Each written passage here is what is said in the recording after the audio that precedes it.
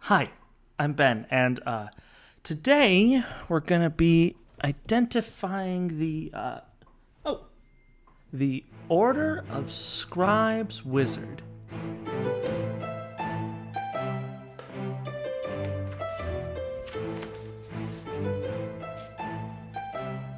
Wizards in the original Player's Handbook each picked a school of magic to specialize in, but since the release of these supplementary books for Dungeons & Dragons 5th edition, we have seen wizards as a class sort of move away from that, heading towards the war wizard and blade singers. There is, however, an archetype of wizard that has been woefully left to the wayside. A universalist wizard has been a part of D&D and Pathfinder for at least as long as I have been playing, and I feel that the Order of Scribes has fit that niche and given us a universalist wizard for 5th edition. I remember in my Pathfinder 1E days, I loved the Universalist Wizard. It felt like I was saying, F you to the rules, I'll pick whatever spells I want. And Order of Scribes kind of has that energy, but it's more like a F your theme, I'll pick whatever abilities I want, and kind of make them work together. Order of Scribes has an interesting past. It received a lot of backlash because its UA incarnation was the Archivist subclass for the Artificer, which was beloved by Artificer players. So when people found out that a lot of those features were moving over to Wizard, they got mad. I'm surprised nobody has really brought up the connection between Order of Scribes and Lore Master, however. That is a bit of a deeper dive into unearthed arcanas, but we will see features that are almost direct rips from what was going on there. Personally, I absolutely loved the idea of the Lore Master and don't have a lot of skin in the game as far as the Archivist is concerned, so I'm really interested to see how these features pan out in the Order of Scribes. At 2nd level, you gain Wizardly Quill. At 2nd level, as a bonus action, you can create a tiny magical quill, which has the following properties. It does not require ink and can write in any color you wish. When you use this quill for transcription, the time it takes to transcribe a spell into your spell book is 2 minutes per spell level. Also, as a bonus action, you can wave the feather of the quill over anything you have written with it and cause that writing to be erased. This quill disappears if you create another one or die. Of course, it is the Order of Scribes that shows up with the erasable shuttle pen. These guys are the nerds of the nerds. They are Scribe Prime, and the actual meaty part of this ability shows it. Being able to copy spells at 2 minutes per spell level is a huge increase based on the normal hour you have to spend doing that. This turns any spell from a long rest activity into a short rest or even less activity. With this ability, if you kill an enemy wizard in the first room of the dungeon, you can have that spell transcribed before you fight the boss in the last room of the dungeon. In my experience with wizards, the most common barrier to actually copying those spells into their spell book is the money itself. So since at this level, Order of the Scribes wizards aren't getting any reduction to the cost of copying spells, I really don't think the 2 minutes per spell level is a huge deal. Especially when I have so much more beef with their other 2nd level ability. Also at 2nd level, you gain Awakened Spellbook. You have taken your spellbook and enhanced it with arcane sentience, giving you the following benefits. You can use the book as a spellcasting focus. Also, when you cast a wizard spell using a spell slot, you can change the damage type of that spell to the type of another spell you have in your spellbook. The caveat being that spell has to be of the same level as the spell you're casting. And lastly, when you cast a spell as a ritual, you can choose to cast that spell using its normal casting time instead of adding 10 minutes to the casting time. However, once you do this, you have to wait a long rest to do so again. Oh, this ability is so frustrating. I'm fine with the book as a spellcasting focus. I'm even fine as a free ritual without adding the 10-minute time to it. That's cool. That's great. But wizards, you gotta take this from sorcerers too. Sorcerers just got transmuted spell in this book, and they have to spend sorcery points to use it. Order of the Scribes wizards can do it for free. I mean, as long as they have all the spells required. However, when you think about it, when it comes to damage type, it is multitudes more common to be avoiding resistance than it is to be exploiting vulnerability. And there is a huge disparity of resistances and immunities in Dungeons & Dragons. What this means is if you are playing an effective Order of Scribes wizard, you have specific spells that you are taking alongside your normal wizard staples to ensure that their damage will not be resisted. And as far as first level spells are concerned, you have whatever you want. If you want to be able to cast your first level spells with any elemental damage type, you just pick Chromatic Orb. You don't even need its material component anymore. Or worse, just take Magic Missile. Now all of your first level spells are dealing force damage. For second level, just take Tasha's Mind Whip. Now all of your spells are dealing psychic damage, which is another damage type that is hardly resisted. At third level, if your DM allows Explorer's Guide to Wildmount, you can take Pulse Wave, and then you can have fireballs that deal force damage. If not, pick Thunderstep. Thunder is another hardly resisted damage type. So here we're seeing the problem with this base ability, which is rooted in the very core mechanics of Dungeons & Dragons.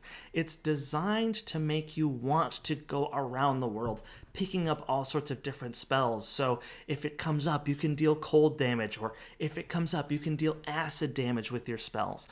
But since you already have access to all of these spells, and there are options that are most effective for you to pick, it just makes the most sense to pick the spell that does the damage type you want, and then pick the spell that has the effect you want. I also, just on a note, do not see the logical leap from Awakened Spellbook to that ability. I saw it when this ability was in Lore Master, but here I think there needed to be a little bit more flavor work to get me to follow that path. And furthermore, you can only do this with wizard spells, meaning this tradition is utterly un-multi-classable. Not only are they doing the sorcerer thing for free, but they're not even letting me take 2 levels of this on my sorcerer.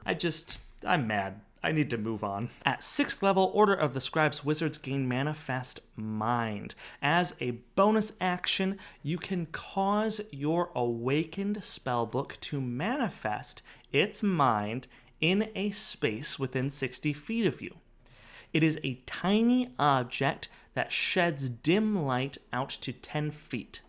It hovers, and as a bonus action, you can cause it to move 30 feet. The manifested mind can see and hear, has dark vision out to 60 feet, and can telepathically share both its sight and hearing with you, no action required. Whenever you cast a wizard spell, you can cast it as though you are in the spectral mind space instead of your own.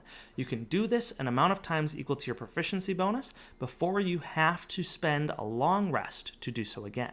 The spectral mind stops manifesting if Dispel Magic is cast on it, if it moves more than 300 feet away from you, if your Awakened Spellbook is destroyed, if you die, or if you dismiss it as a bonus action.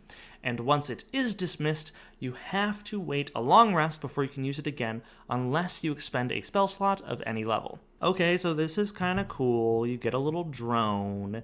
That's neat. As it does shed dim light, this isn't really necessarily useful for scouting and is much more helpful as a combat utility option. And as far as that is concerned, I actually do like this ability. This allows the squishy wizard to hide directly behind a wall and just cast spells from their spectral mind. If you are fighting in a large arena, this also allows you to exert a lot more control over the battlefield than you would be able to otherwise. I do wonder on the ruling of self-spells in relation to the spectral mind, as theoretically rules as written, you could technically Misty Step from the spectral mind's location, which I think is fascinating and really lets you get some more rage out of a 2nd level spell. Moving right along, at 10th level, Order of the Scribes wizards gain Master Scrivener. Whenever you finish a long rest, you can create a magic scroll. You take a spell that is in your awakened spellbook and put it onto a blank piece of parchment or paper. The chosen spell must be a 1st or 2nd level spell and have a casting time of 1 action. You can use the scroll to cast the spell as an action, however, the scroll empowers the spell, causing it to be cast at a level 1 higher than normal. The scroll is unintelligible to anyone else, and the spell disappears from the scroll either when you cast it or when you finish your next long rest. You are also adept at making spell scrolls, which is listed in the Dungeon Mastery Guide, and the gold and time it takes you to make those scrolls is reduced by half. This is such an interesting feature that is so bogged down by its limitations. The fact that it can only ever be a 1st or a 2nd level spell. It has to be an action. It cannot be read by anybody except you. This keeps this from being an actually interesting creative tool and really reserves it to be an extra 1st or 2nd level spell slot when you want it. And sure, those spells are upcast by 1, but especially at those levels, most spells are notoriously bad when upcast. And something that I take a real offense to is the fact that you can't give this to someone else to allow them to cast a spell. That is really what would have taken this ability up to the next level. And yes, technically you can use the Dungeon Mastery Guide's rules to create scrolls, which I think can do that, but that requires money. And as an Order of the Scribes wizard, clearly you are spending all your money on copying down spells minutes at a time. Can you tell I'm still salty about Awakened Spellbook? Because I'm still salty about Awakened Spellbook. For being a 10th level ability, I really wish this was more of a creative outlet, allowing other people to cast it, perhaps limiting the spells you can make scrolls with to half the highest spell level you have, rounded down. These things would make this a lot more appealing to me. At 14th level, your soul becomes entwined with your awakened book. It empowers your magical knowledge, giving you advantage on all arcana checks. Also, if you take damage while your spellbook's mind is manifested, you can spend your reaction and dismiss the mind to take no damage instead. When you do so, you roll 3d6. Then your spellbook loses spells of a combined level equal to the number rolled. This can be in any combination, so if you roll a 9, that could be 1 9th level spell, or 3 3rd level spells, or some other combination. If there aren't enough spells in the spellbook to cover the cost, then you drop to 0 hit points. These spells are gone from your spellbook for 1d6 long rests, during which time you are incapable of casting those spells even if you find them in another spellbook or they are on a scroll. After this time, those spells reappear in your spellbook. Once you use this reaction, you can't do so again until you finish a long rest. Yet again, an interesting ability that is really crippled by its limitations. This only works for one attack, so you're really going to want to use this on a dragon's fire breath or something of similar potency, because otherwise you are losing so much for so little. If an attack was not going to reduce me to 0 hit points or be more than half of my total HP, I wouldn't even consider this ability. Because if things go poorly, not only are you losing your manifested mind, but you could also potentially, at 14th level, lose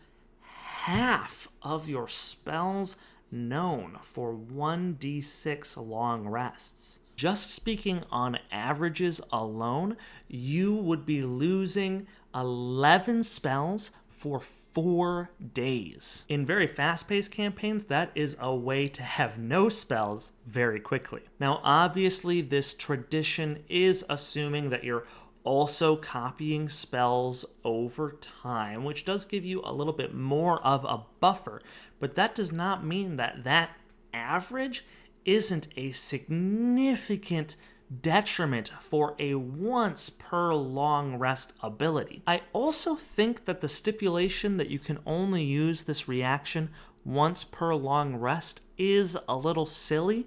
I wish I were able to gamble with this ability, continuing to prevent damage but losing spells at a rapid pace and hoping that I was going to roll low. That is what would have made this ability interesting to me, but instead we're limited once again. And so the only gambling we are going to be doing with this ability is if you roll really high on those long rests and are consistently using this ability over a couple days, your spellbook slowly getting whittled down. But if that's something that could happen anyways, then why not let me do it all at once and take that chance? Because also, if I run out of spells, then I drop. Order of Scribes has a lot of issues for me. I feel some dissonance in between some of the abilities and the flavor of the actual tradition itself.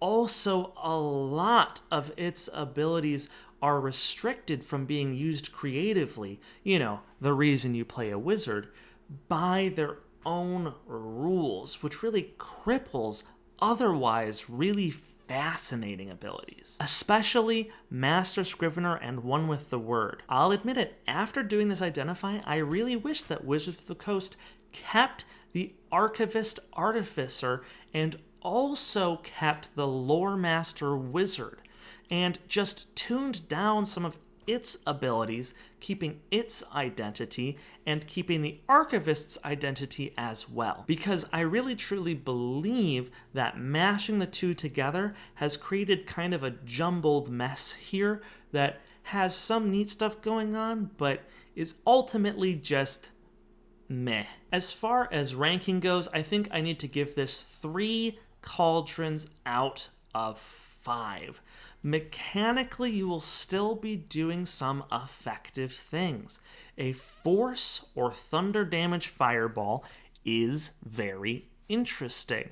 However, all of the other limitations and the dissonance I feel between class features and class flavor are really what brings this tradition down for me. How do you feel about the Order of Scribes Wizard, though? Let me know in the comments down below. If you like this video, consider liking it. And if you like the kind of content we do here, please consider subscribing. If you're already subscribed to the channel and you want to go that extra mile to help us out, you could consider buying us a coffee. We have more information about that in the description down below.